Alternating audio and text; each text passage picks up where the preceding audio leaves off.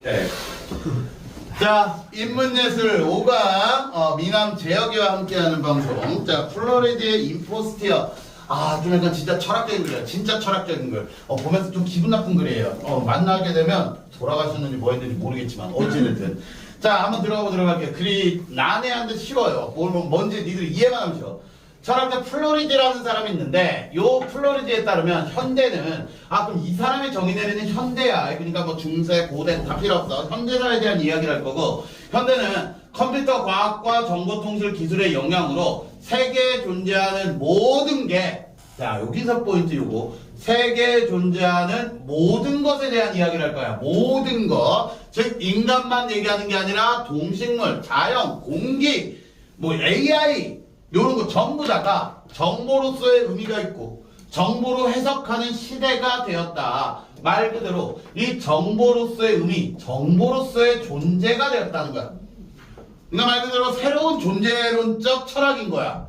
인간만 생각했던 그 철학에서 오프라인과 온라인 사이의 경계도 빠르게 무너지고 있다. 우리가 사는 세계 속의 경험은 더 이상 로그인된 정보세계와 끊임없게 로그아웃된 물리세계의 경험으로 구분되지 않아. 자, 로그인된 정보세계가 온라인 세계겠지. 그리고 로그아웃된 물리세계가 오프라인 세계가 되겠지. 여기까지 이해를 했습니까? 됐어요? 그럼 말 그대로 이 로그아웃된 물리세계 오프라인, 그럼 여기다 위에 정리하면 얘가 보는 거를 조금 정리한다면 결국 형대는 정보가 넘쳐나는 세계였잖아. 넘쳐나는 세계. 그래서 이 정보가 넘쳐나기 전에 예전에 막 이렇게 AI가 발전하기 전에는 현실 세계와 이 현실 세계가 무슨 세계? 오프라인 세계였지. 그리고 뭐가 구분됐었을까? 온라인 세계. 온라인 세계라고만 하면 되지. 로그인된. 됐어? 즉 현실 세계와 온라인 세계가 뚜렷이 뭐 됐었다? 구분되었다는 거야. 예전에는 저게 확실하게 구분되었다라는 게 되겠지. 지금은 요 구분점이 없어졌다라는 게 되겠지. 지금은 현실 세계와 오프라인 세계와 온라인 세계가 구분되지 않아. 오늘날 우리의 물리적 몸은 요 신체를 얘기하겠지. 이 오프라인 공간에 있지만 오프라인 공간에 있다는 건 지금 어디에 있는 거야? 현실 세계에 존재하겠지. 지금 여기에 있어. 우리는 또한 데이터의 형태로 클라우드라든가 소셜미디어 공간에도 존재하며, 즉 말 그대로 누군가가 지금 이윤주의 SNS에 들어가면 그 SNS에는 윤주가 있는 거 아니야? 윤주의 삶을 누군가 쳐다보고 있는 거야. 그렇죠? 그러니까 지금 여기 우리 윤정이 없죠? 하지만 윤정이 지금 어딘가에 온라인 하고 있겠지. 오케이? 그리고 우리 원은 마음속에도 있겠지. 이 모든 게 무너지기 시작한 거야. 몇 명이 있는 거죠? 뭐라고? 마음속에 너무 많어? 크잖아. 다 포용할 수 있어. 우리 원우는 커. 다 포용할 수 있어. 자, 스마트폰과 같은 휴대용 전자기기를 통하여 언제나 온라인과 연결되어 있다는 거. 요게 포인트. 그러니까 온라인과 언제든지 연결되어 있기 때문에 오프라인과 온라인의 구분이 의미가 없는 거야. 왜? 지금 이 순간에는 내 현실 세계에 살지만 지금 현재 내가 윤지랑 카톡을 하면서 돌아다니고 있어. 그럼 난 지금 온라인 세계에서 있는 거야, 같이. 자, 이처럼 플로리디는 우리가 사는 생활 세계가 본질적으로 정보적 속성을 지닌 곳으로 변했대. 정보적 속성을 지닌 곳으로 변했다고 본다. 그러니까 이제 변한 거에 대한 이야기를 하겠죠. 변한다면 소통의 만큼 변해야지. 이러한 변화로, 여기서부터 이제 완전 쳐야. 인간의 자기 이해와, 이게 첫 번째 포인트야. 인간이 어떻게 자기를 이해하는가. 그리고 그렇게 된 이해를 바탕으로 인간이 세계와 맺는 상호작용은 또 어떻게 되고 있는가. 인간의 자기 이해라는 건 인간의 존재론적으로 자기를 이해한다는 거야. 인간은 존재로서 어떤 존재인가. 그리고 그러한 인간은 세계와 인간을 제외한 다른 자연 아니면 뭐 타인과 어떻게 상호작용 방식도 뭐 됐대? 변화되었대. 됐지? 플로리디는 많은 측면에서 인간이 자신을 독립적 존재라기보다 자 그러면 여기서 잡아서 독립적 존재라기보다라고 얘기했어. 그러면 예전에는 인간은 철저하게 자신을 독립적 존재라고 봤겠죠. 상호 연결된 정보적 유기체인 인폭으로 이해한다고 보았다. 자 그러면 결국 독립적 존재라기보다 그냥 정보적 유기체인 뭐다? 인폭으로 이해했다. 이걸 좀 더 쉽게 이해를 한다면 우리 이윤주라는 그런 말 그대로 그 독립적 존재라기보다 윤주 안에 있는 그 세포 하나하나를 다 보는 거야.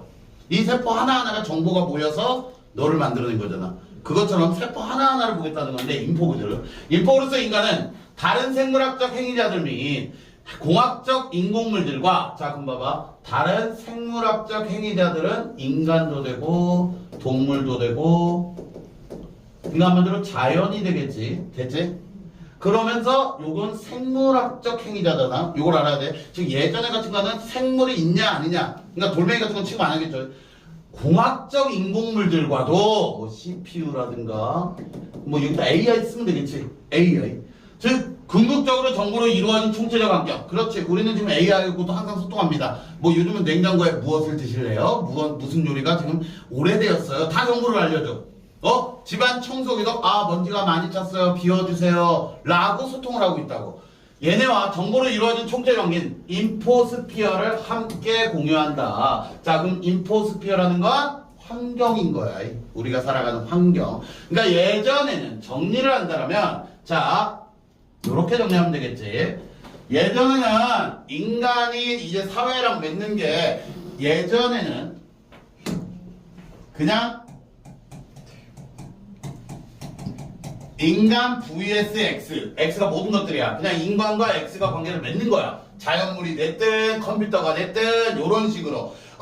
근데 요런 환경이 아니라 지금은 그냥 요 커다란 인포스피어 안에 이 x가 됐든 인간이 됐든 하나하나의 뭐로 존재하는 거. 다 그냥 인포그들이 이 정보라는 소통 안에 다 모여 있는 거야. 그냥. 인간이 세계를 바라보는 관점이 이제는 이 인포스피어라는 환경 속에서 인간은 하나의 뭐일 뿐? 인포그일 뿐이야. 그럼 A 인포그 이윤주 그리고 B 인포그 윤주 집에 있는 뭐 AI 기계 하나 C, D 이런 모든 것들이 자 인포스피어는 많은 부분 인간의 개입 없이 요거 중요한 거 인포스피어는 환경이라고 했고 그 안에서 일어나는 많은 부분 인간의 개입 없이 수많은 정보 장치들과 알고리즘 인공지능의 작동을 통해 정보의 처리가 이루어지는 공간이야. 즉 인간이 개입하지 않더라도 알고리즘에 따라 인공지능에 따라 정보가 지금 처리가 이루어지고 있어. 됐냐? 말 그대로 로봇 청소기한테 내가 청소해야 하고 했지만 얘 혼자 돌아다니는 거잖아. 그 하면서 이 로봇 청소기가 누구랑 소통을 해? 지 원래 있던 기계랑 소통하지 않을까?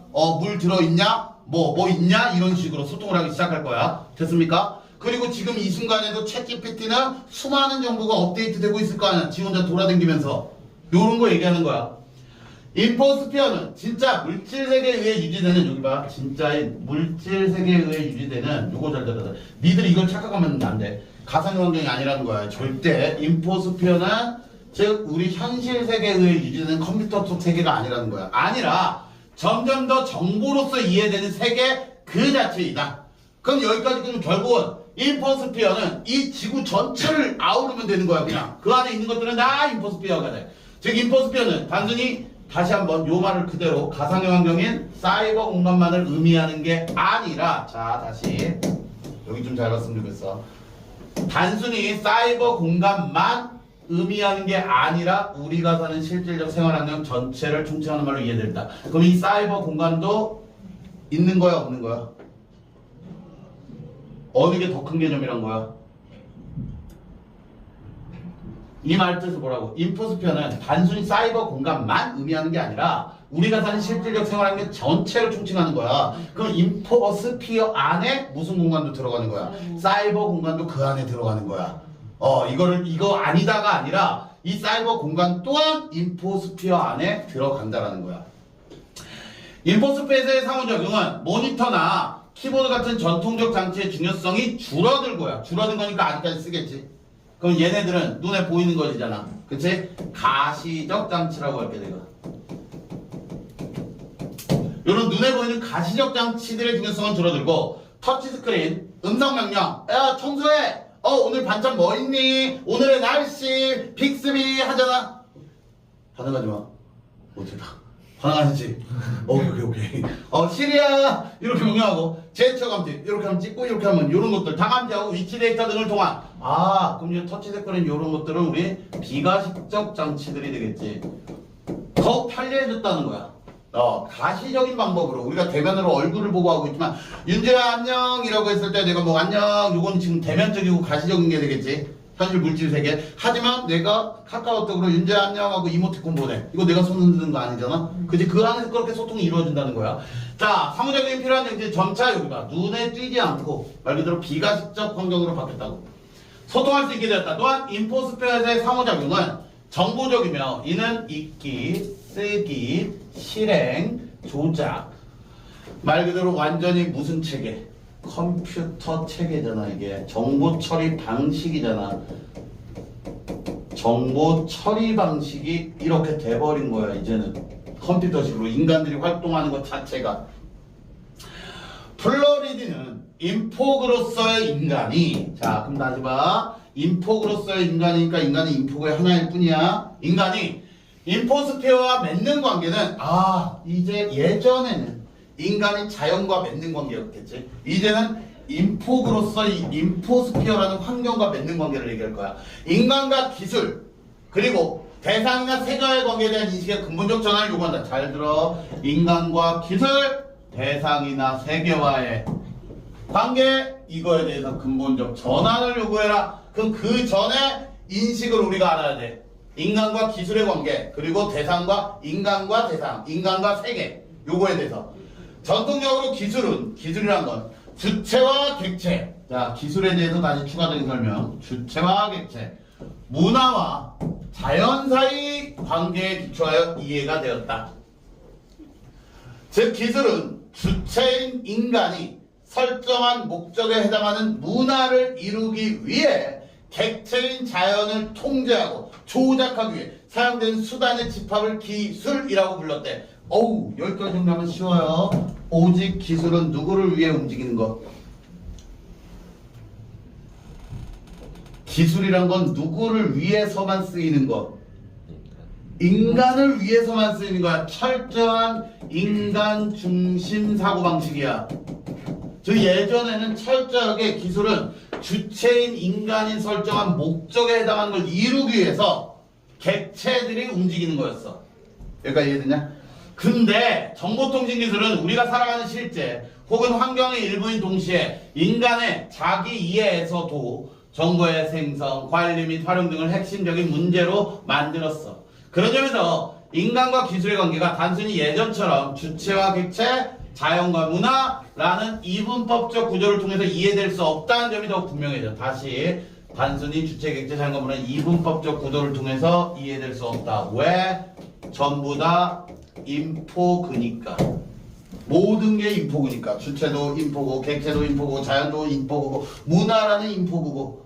이런 환경 속에 다 놓여있기 때문에 인간은 더 이상 독립적으로 존재하는 주체도 아니며 세계의 중심도 만물의 척도도 입법자도 아니다. 한마디로 무슨 사고방식에서 벗어나라? 인간 중심 가치관에서 벗어나라. 객체는 더 이상 주체의 관심이나 이해관계를 반영하는 대상으로만 인식되지 않는다. 인간이 아닌 정보의 관점에서 보면 인포스페어에 거주하는 모든 존재잖아. 여기 잘 들어. 여기에 거주하는 모든 존재잖아. 행위잖아. 모두 동등하게 정보적인 면에서 물리적 차이 없다라는 거야. 한마디로 나나 챗GPT나 AI 로봇이나 다 어떻다? 동등하다. 플로리디는 인간을 다른 모든 존재들과 동일한 선상에서 정보적 대상으로 간주해버렸다. 인간도 하나의 뭐일 뿐? 정보적 대상일 뿐이야. 플로리디는 인포스피어에 거주하는 모든 존재자는 정보적 존재자로서 내재적인 도덕적 가치를 지닌다고 보았다. 자, 여기서 잘 들어야 돼. 인포니스에 거주하는 모든 존재자는 내재적인 도덕적 가치를 지닌다고 보았다. 자, 그럼 카카오톡도 내재적 도덕적 가치를 지닙니까? 지니겠죠. 자, 정보가 존재론 정범죄의 핵심 개념이 되는 거야. 자, 그래서 이제 이거와 관련해서 존재론적 이론들과 엮여서 여기 문제 나올 확률이 커요. 특히 누구? 얘. 칸트의 존재론. 얘 거. 칸트의 입장은 뭐 된다? 대비된다. 왜? 칸트는 철저한 누구 빠돌이? 인간 빠돌이야. 얘는 모든 거 누구 중심? 인간 중심이야. 칸트는 인간이 아닌 이상 의미가 없는 존재들로 봐요. 자, 칸트는 어떤 것이 갖는 가치를? 그것이 수단으로서 갖는, 여기를 봐. 가치를 나누는데 수단으로서 갖는 도구적 가치와 목적으로서 갖는 내재적 가치로 구분했다고 했지. 그래서 그럼 이 내재적 가치라는 건 인포스피어에서는 모든 존재가 갖고 있는 거지. 근데 칸트에 따르면 이건 누구만 갖고 있을까? 내재적 가치를 갖는 건 누구만이? 인간이고 넘어가기 전에 얘기한다. 이걸 자연이야. 자연은 수단으로서 갖는 도구적 가치이며 목적으로서 갖는 내재적 가치는 인간만이 목적으로서 내재적 가치를 갖고 있다고 칸트는 봤어. 자, 구분한다. 도구적 가치는 어떤 것이 특정한 목적의 달성 수단으로 갖게 되는, 여기 잘 들어야 돼. 특정한 목적의 달성 수단으로 갖게 되는 상대적 가치야. 말 그대로 도구적 가치라는 건 목적을 이루기 위한 수단으로서. 왜 절대적 가치 가지고 상대적 가치냐? 예를 들어서 내가 여기다가 나무에다가 못질을 할 거야. 그럼 내 목적은 뭐야? 이 나무에 못질을 하겠다는 목적이 되겠지. 근데 원우가 탁수한테 개빡쳐서 망치를 들고 나갔어. 이거는 어떤 목적인 거야?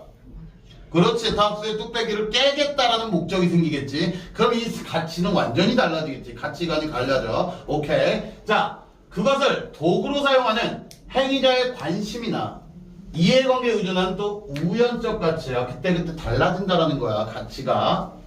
이에 비해죠. 목적으로 써가는 내적, 아까 다시 목적으로 써가는 내적 가치는 누구만이 갖고 있다? 인간만이 갖고 있다 했다. 해당 존재자가 그 자체로 갖는 가치로 결코 침해될 수 없는, 얘는 절대적 가치야. 구분할 수 있겠지. 도구는 상대적 가치나 내재적 가치는 절대적인 거야. 칸트는 그러한 가치를 존엄성이라 불렀고, 인격적 존재인 여기 봐. 인간만이 목적적 존재가 돼야 돼. 인간만이. 이를 바탕으로 칸트의 윤리학에서는 도덕적 행위자는 자신의 행위에 책임을 질 수 있는 존재이며 그 외어는 인격적 존재로서의 인간의 한정, 다 도덕적 행위자는 자신의 행위에 책임을 질 수 있어야 돼. 그리고 그거는 누구만? 인간만 할 수 있는 거야. 플로리다는 이와 같은 행위자의 우선성을 가정하고 있는 윤리적 담론 구조를 전복한다. 자, 그럼 플로리다는 이걸 뒤집어 까버릴 거야. 전복시켜버린다. 그는 정보적 상호 중에서 모든 정보적 존재자들은 도덕적 행위의 전송자인 행위잖아. 행위의 수신자로서 정보적 대상으로 인식되고 해석되는 피동자로 분류될 수 있다. 그럼 결론적으로 모든 정보적 존재자들은 행위자 아니면 뭐로 분류된다? 그 행동을 당하는 피동자로 분류된다는 거야. 자, 칸트는 이 둘 중에 누구에게 초점을 맞췄죠? 칸트는 행위자의 초점을 맞출까? 피동자의 초점을 맞출까? 행위자의 초점 맞추지. 왜? 행위를 할 수 있는 건 누구뿐이야? 인간뿐이야. 그리고 피동자는 얘네잖아. 가치들. 도구로서의 가치들일 거야. 자, 근데 얘는 이렇게 나눴는데 얘 피동자를 도덕적 관심의 중심으로 윤리적 담론의 핵심에 위치. 오, 가치관이 변한 거야. 칸트에서 예로 바뀌면 중요성이 칸트는 행위자였는데 얘는 피동자를 중요하게 봐. 됐죠? 자, 도덕을 도덕적 책임을 질 수 있는 행위자의 관점이 아니라 도덕적 책임을 질 수 없더라도 행위자에게 도덕적 책임을 물을 수 있는 피동자의 관점에서 설명하려고 한 것이다. 즉, 우리가 깊게 생각해보면 이거죠. 남의 정보를 해킹하는 거야. 그럼 이 행위자가 그 남의 정보가, 그 남의 정보죠. 그 남의 정보가 피동자가 되겠지. 인포그니까. 그러면 그 남의 정보가 그 행위자에게 책임을 물을 수 있다는 거지. 오케이? 그리고 이 세계에선 이런 것도 되지. AI가 잘못된 정보를 줘서 내가 피해를 입었어. 그러면 그 AI자의 행위자에 의해서 내가 피동자가 된 거야. 내가 잘못을 입혔으니까, 막았으니까. 그런 관점, 피동자에게 인격재난, 여기 봐. 그렇기 때문에 인격재난 생물뿐 아니라 기술이나 인공물 또한 포함이 된다는 거. 남의 정보를 갈취하거나 그러면 안 된다는 거. 플로리드는 칸트가 말하는 내재적 가치를 피동자 중심의 윤리학과 결합한다. 그에 따르면 정보적 구조로 분석될 수 있는 모든 존재자는 다 도덕적 피동자가 되고 그 자체로 내재적 가치를 가지고 단지 있는 그대로 그것이 존재한다는 사실만으로 그 본성에 적합한 방식으로 실존하고 발전할 수 있는 절대적 권리라고 보면 되겠지. 이제 피동자에게 절대적 권리를 주는 거야.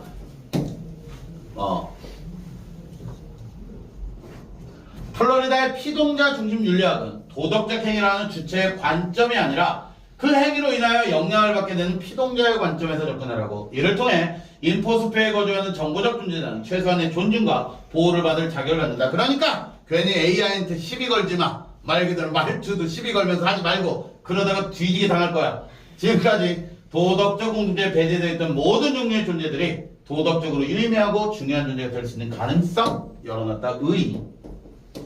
글 그렇게 어렵지 않았죠? 시험 범위 들어가더라도. 오케이, 꺼봐요.